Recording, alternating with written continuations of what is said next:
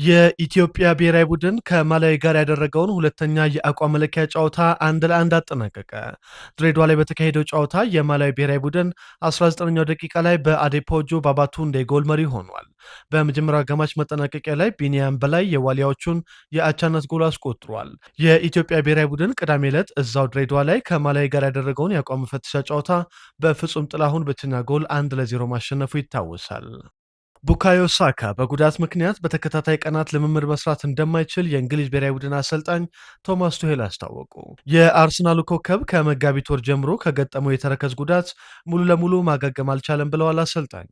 በአርሰናል የመጨረሻ ሳምንታት ወሳኝ ጨዋታዎች ላይ ሙሉ ጤነኛ ሳይሆን የተሰለፈው ቡካዮ ሳካ ከጉዳት ባለመዳኑ ምክንያት ከዓለም ዋንጫው አስቀድመው በተከታታይ 2 ቀናት ልምምድ መስራት እንደማይችል አሰልጣኝ ቶማስ ቱሄል ገልጸዋል።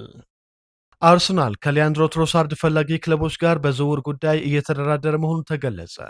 18 ሚሊዮን ፓውንድ የተገመተው የ31 ዓመቱ ቤልጅየማዊ በኒውካስል ዩናይትድ እና አስቶን ቪላ የተፈለገ ሲሆን የቱርኩ ቤሲክታሽም የተጫዋቹ ፈላጊ ሆኖ ቀርበዋል። በአርሰናል የአንድ ዓመት ውል የቀረው ትሮሳርድ በተጠናቀቀው የውድድር ዘመን በሁሉም ውድድሮች 8 ጎሎችን አስቆጥሮ 11 አሲስት ማስመዝገብ ችሏል። ሊያንድሮ ትሮሳርድ ለመሸጥ የተዘጋጁት መድፈኞቹ በቤልጅየማዊ ምትክ የዩቬንቱሱን ኬናን ይልዲዝን ለማስፈረም ፍላጎታቸው ቸውን ለጣሊያኑ ክለብ አሳይተዋል ተብሏል። አርሰናል የ21 ዓመቱን ቱርካዊ ዝውውር ማሳካት ካልቻለ የቦርንመዙ ክሮፒ ጁኒየር፣ የፓሪስ ሰን ጀርማው ብራድሌ ባርኮላ እና የኤሲ ሚላኑን ራፋኤል ሊያውን በአማራጭነት መያዛቸው ተሰምቷል። ሪያል ማድሪድ ሁሊያን አልቫሬዝን ከአትሌቲኮ ማድሪድ ለማስፈረም ያቀረበው 150 ሚሊዮን ዩሮ ውድቅ ተደረገበት። ከቀናት በፊት የሪያል ማድሪድ ፕሬዚዳንታዊ ምርጫን ያሸነፉት ፍሎረንቲኖ ፔሬዝ አርጀንቲናዊውን አጥቂ ለማስፈረም 150 ሚሊዮን ዩሮ ለአትሌቲኮ ማድሪድ ማቅረባቸውን ክለቡ ይፋ አድርጓል።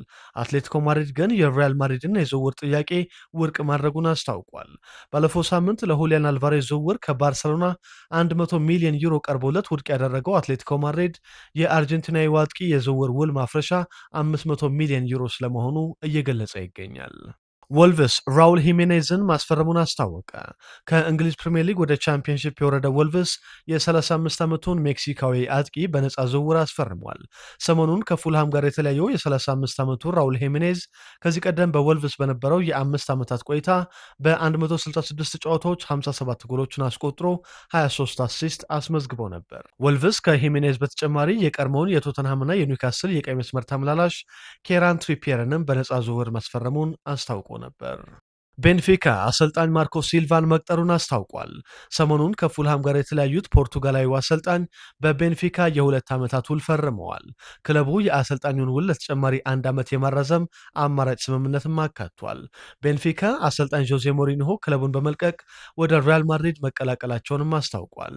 ሪያል ማድሪድ ለፖርቱጋላዊ አሰልጣኝ ውል ማፍረሻ ለቤንፊካ 15 ሚሊዮን ዩሮ መክፈሉ ታውቋል።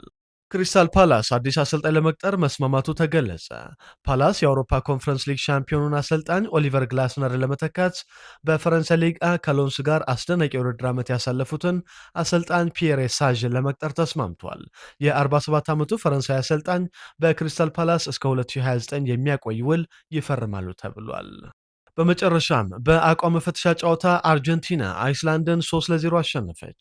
ከዓለም ዋንጫው መጀመር አስቀድሞ አላባማ ላይ የመጨረሻ የአቋም መለኪያ ጨዋታውን ያደረገችው አርጀንቲና በቫለንቲን ባርኮ፣ ቲያጎ አልማዳ እና ሊዮኔል ሜሲ ጎሎች 3-0 አሸንፋለች።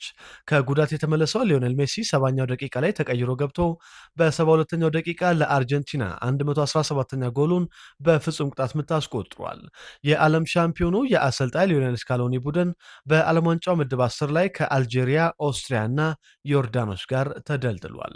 የአቋም መለኪያ ጨዋታዎች ዛሬም ቀጥለው ሲከናወኑ ፖርቱጋል ከናይጄሪያ ምሽት 4:45፣ እንግሊዝ ከኮስታሪካ ደግሞ ምሽት 5 ሰዓት ጀምሮ ይጫወታሉ።